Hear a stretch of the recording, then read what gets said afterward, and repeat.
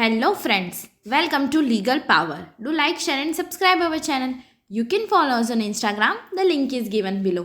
आप सभी हमारे साथ टेलीग्राम पर भी ज्वाइन हो सकते हैं, उसका लिंक भी हमने हमारे डिस्क्रिप्शन बॉक्स में प्रोवाइड करवा रखा है. Let's crack PCSJ with Unacademy. Get your subscription today. To get an additional 10% discount on the subscription plan, use the code CODEPOWER10. While using Unacademy, you can compete with thousands of aspirants and stand out from the crowd. And also, Unacademy has introduced Judiciary Iconic Now Live. It will provide you live doubt solving, live mentorship, main focused test series, and all benefit of Plus subscription. इसी के साथ अगर आप एक बात देखें तो talent जो होता है वो गेम्स विन करता है, बट जो डेडिकेशन होता है वो चैम्पियनशिप विन करते हैं. अनअकैडमी आपको इसी के साथ एक पूरी फ्री टेस्ट सीरीज़ देता है, subject wise and also week days wise.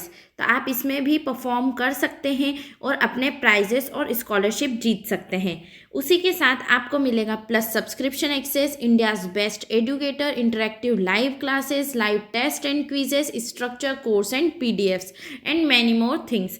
उसी के साथ आपकी जुडिशरी प्रिपरेशन के लिए पूरी एक एक्सपर्ट गाइडेंस होगी आपकी जुडिशरी की प्रिपरेशन करवाने के लिए, और फ्री स्पेशल क्लासेस एवरीडे रहेगी, मेजर एक्ट पे, माइनर एक्ट पे, लोकल एक्ट पे, सभी पर.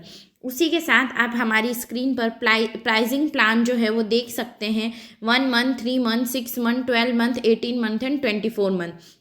इसमें पर मंथ की प्राइस लिखी हुई है और पूरे पैकेज की भी प्राइसिंग लिखी है. और इसी के साथ अगर आपको एडिशनल 10% ऑफ चाहिए तो आप कोड यूज़ करिए, कोड POWER10, और आप हमें यूट्यूब और टेलीग्राम पर भी फॉलो कर सकते हैं. तो जैसा कि आपको पता है हमारा जो चैनल है रोज़ नए नए टॉपिक्स जो कि नॉलेजेबल है, जो कि हर एक इंसान को मालूम होने चाहिए, उनके ऊपर वीडियोस और आर्टिकल्स लेकर आ रहा है. वैसे ही आज का हमारा जो आर्टिकल है वो है राइट टू इन्फॉर्मेशन के बारे में.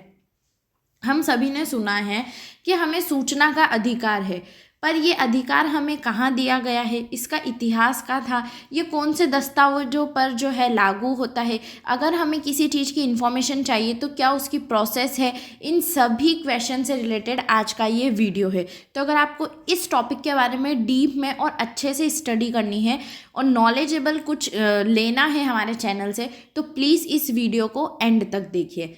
तो अब सबसे पहले हम बात करते हैं कि सूचना क्या होता है. सूचना का अधिकार, राइट टू इन्फॉर्मेशन हमें दिया गया है.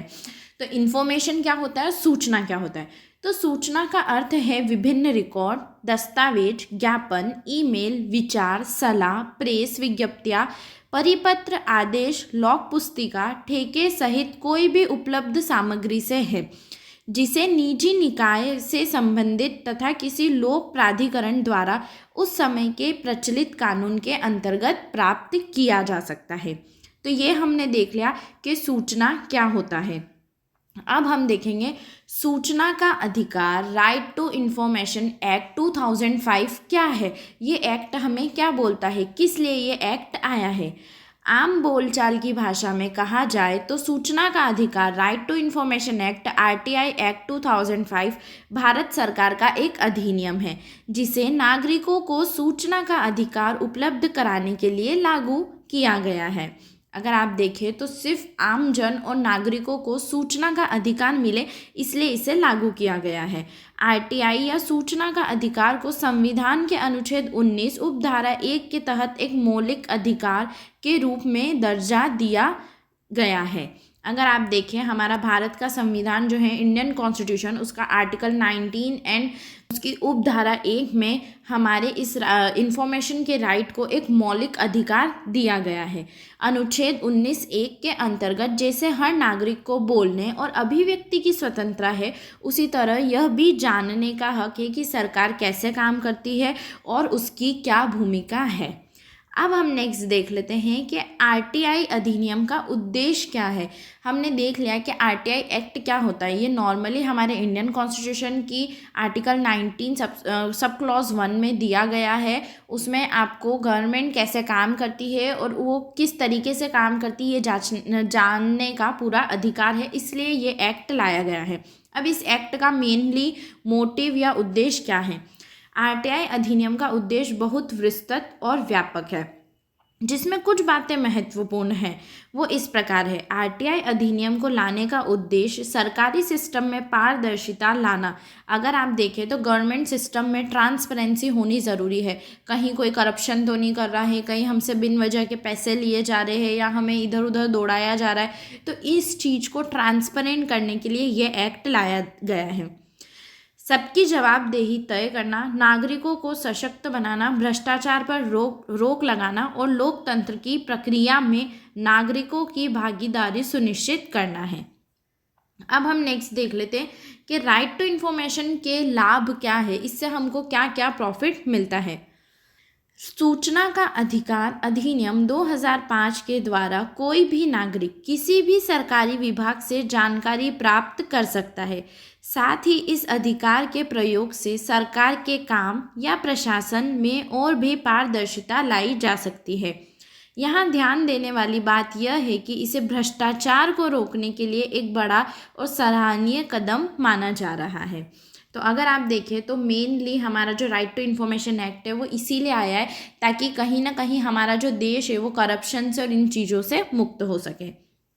सूचना के अधिकार के इतिहास के बारे में हमने देख तो लिया कि राइट टू इन्फॉर्मेशन क्या होता है, क्यों लाया गया है, ये आया कहाँ से है, इसका इतिहास क्या है, वो अब हम देख लेते हैं। विश्व स्तर पर सूचना के अधिकार के बारे में जब भी हम पीछे देखते हैं या इसके इतिहास पर नज़र डालते हैं तब हमें पता चलता है कि इसको नई पहचान तब मिली जब वर्ष 1948 में संयुक्त राष्ट्र महासभा द्वारा universal declaration of human rights को अपनाया गया था। इसके माध्यम में सभी को मीडिया या किसी अन्य माध्यम से सूचना मांगने एवं प्राप्त करने का अधिकार दिया गया। इसी के साथ अमेरिका के तीसरे राष्ट्रपति थॉमस जेफरसन ने कहा, सूचना लोकतंत्र की मुद्रा होती है एवं किसी भी जीवंत सभ्य समाज के उद्भव और विकास में महत्वपूर्ण भूमिका अदा करती है। भारत में भी लोकतंत्र को मजबूत करने और शासन में पारदर्शिता लाने के उद्देश्य से भारत की संसद ने सूचना का अधिकार अधिनियम 2005 लागू किया। अंग्रेज़ों ने भारत पर लगभग 250 वर्ष तक शासन किया। इसी दौरान शासकीय गोपनीयता अधिनियम 1923 बनाया गया, जिसके अंतर्गत सरकार को यह अधिकार हो गया कि वह किसी भी सूचना को गोपनीय कर सकेगी। लेकिन सन 1947 में भारत को स्वतंत्रता मिलने के बाद 26 जनवरी 1950 को नया संविधान लागू हुआ, लेकिन हमारे संविधान निर्माताओं ने संविधान में सूचना के अधिकार का कोई वर्णन नहीं किया और न ही अंग्रेजों द्वारा बनाए हुए शासकीय गोपनीयता अधिनियम 1923 में संशोधन किया।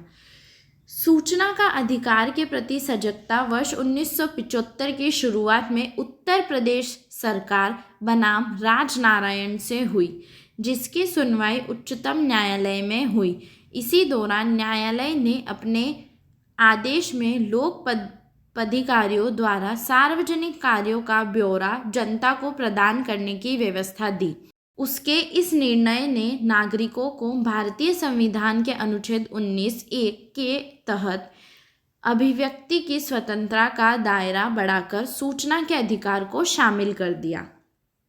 अब हमने ये सब तो देख लिया कि इसका पूरा एक इतिहास क्या रहा है। अब हम देखेंगे कि ऑनलाइन अगर आपको कोई इन्फॉर्मेशन चाहिए तो उसको कैसे फाइल करेंगे। ऑनलाइन आरटीआई फाइल करने के लिए इसकी ऑफिशियल वेबसाइट पर जाना होगा, rti.online.gov.in। ऑनलाइन फॉर्म भरने के लिए आपको सबसे पहले सबमिट रिक्वेस्ट के बटन को क्लिक करना होगा, जिसके बाद एक पेज खुलेगा जिसमें सारी गाइडलाइंस होगी। अब आप दी गई गाइडलाइन को ध्यान से पढ़ें और उसके बाद आपको कंफर्म करना है कि आपने पूरी गाइडलाइन पढ़ ली है। फिर सबमिट पर क्लिक करें। सबमिट करने के बाद आपके सामने एक फॉर्म खुलकर आएगा। इस फॉर्म को आप 2 भाषाओं हिंदी या इंग्लिश में अपनी सुविधा के अनुसार चुन सकते हैं। अब आपको यहाँ जिस डिपार्टमेंट से जुड़ी जानकारी चाहिए उसके अनुसार फॉर्म को पूरा भरें। यहाँ पर आपको ध्यान रखना है कि फॉर्म में सभी डिटेल्स सही होनी चाहिए। फॉर्म को सही भर लेने के बाद ज़रूरी डॉक्यूमेंट भी अपलोड करें। अब इसमें देखते हैं। अब एक बार यहाँ पर सारे डॉक्यूमेंट फिल करने के बाद और सारे डॉक्यूमेंट्स अपलोड करने के बाद सबमिट बटन मिलेगा, उस पर क्लिक करें। सबमिट करने के बाद आपको इस फॉर्म का एक रिसिप्ट मिलेगा। आप इस रिसिप्ट को स्टोर करके रख ले या फिर प्रिंट आउट करके निकाल ले। जब आप इस फॉर्म का स्टेटस चेक करेंगे तब आपको इस रिसिप्ट की ज़रूरत पड़ेगी। ये हमने बात कर ली कि ऑनलाइन हम कैसे कोई इन्फॉर्मेशन ले सकते हैं। अभी हम आगे देखेंगे कि ऑफलाइन कैसे आप कोई इन्फॉर्मेशन ले सकते हो।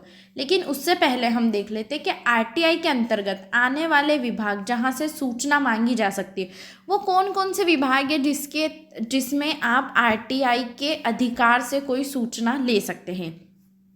इस अधिकार का प्रयोग आप सभी गवर्नमेंट डिपार्टमेंट, प्रधानमंत्री कार्यालय, मुख्यमंत्री कार्यालय, बिजली company, bank, school, college, hospital, राष्ट्रपति कार्यालय, पुलिस, बिजली कंपनियां इत्यादि आरटीआई एक्ट के अंतर्गत आते हैं। इन सभी डिपार्टमेंट से, इन सभी इंस्टीट्यूशन से आप आरटीआई एक्ट के अंतर्गत सूचना ले सकते हैं। इसी के बाद आरटीआई एक्ट के अंतर्गत न आने वाले विभाग, ऐसे कौन से विभाग है जो इसके अंदर नहीं आएंगे? तो वो है देश की सुरक्षा से संबंधित किसी भी विभाग की जानकारी सरकार उपलब्ध नहीं कराएगी, क्योंकि इससे देश की सुरक्षा को खतरा हो सकता है। अब हम आरटीआई का एप्लीकेशन फीस देख लेते हैं। सूचना के अधिकार आरटीआई के लिए 10 रुपये का शुल्क निर्धारित किया गया है। गरीबी रेखा से नीचे जीवन यापन करने वाले व्यक्तियों के लिए यह निःशुल्क है। अब आप ऑफलाइन आरटीआई कैसे फाइल करेंगे? अगर आप ऑफलाइन आरटीआई फाइल करना चाहते हैं तो यहाँ नीचे आपको इसका पूरा तरीका हम बता रहे हैं, इसे फॉलो करें और ऑफलाइन सूचना का अधिकार फाइल कर सकते हैं। ऑफलाइन आवेदन करने के लिए पहले आप इसका पता लगा लें कि आप किन संस्थान की जानकारी लेना चाहते हैं। जब आप ये निर्णय कर ले कि कौन से विभाग की जानकारी चाहिए, उसके बाद एक सफ़ेद पेपर शीट में आवेदन लिखें और सूचना अधिकारी को जमा कर दें। आपको हर विभाग में एक लोक सूचना अधिकारी मिलेगा जिसे आप अपना आवेदन लिखकर दे सकते हैं। जब आप आवेदन लिखें तो इस लाइन को सब्जेक्ट विषय की सामने ज़रूर लिखें। आरटीआई अधिनियम 2005 के तहत सूचना की तलाश। आप अपना आवेदन इंग्लिश या हिंदी किसी भी भाषा में लिख सकते हैं। आवेदन पूरा लिख ले तो उसमें आवेदन की तारीख और फीस के 10 रुपये का पोस्टल ऑर्डर साथ में ज़रूर अटैच करें, जो कि इस प्रक्रिया को पूरा करने के लिए ज़रूरी है। जो लोग गरीबी रेखा के नीचे आते हैं उन्हें 10 रुपये का फ़ीस देने की ज़रूरत नहीं है, लेकिन उन्हें बीपीएल सर्टिफिकेट की एक कॉपी साथ में अटैच करना पड़ेगा। आवेदन पत्र में अपना पूरा नाम और पता लिखें, साथ ही अपना साइन भी करें और इसके बाद रजिस्टर्ड पोस्ट के जरिए इसे संबंधित कार्यालय में भेज दें। अब अगर 30 दिन के अंदर कोई जवाब नहीं मिलता है तो फिर आप अपील अधिकारी के साथ अपील दायर कर सकते हैं। तो ये हमने पूरा देखा कि आरटीआई एक्ट कहाँ से आया, इसका इतिहास क्या था, ये क्यों लाया गया, ये कहाँ कहाँ लागू होता है, कहाँ लागू नहीं होता है, कैसे हम किसी से सूचना प्राप्त कर सकते हैं, ऑनलाइन ऑफलाइन सभी चीज़ें। आज के हमने इस आर्टिकल में बहुत सारी चीज़ें कवर करी है जो कि बहुत नॉलेजेबल है। अगर आपको ये वीडियो पसंद आया है तो प्लीज़ हमारे चैनल को लाइक, शेयर और सब्सक्राइब कीजिए। और अगर आपको किसी और आर्टिकल के संबंध में कोई सूचना चाहिए तो आप हमें कमेंट बॉक्स में कमेंट कर सकते हैं। Okay, thanks for watching. Like, share and subscribe. Bye.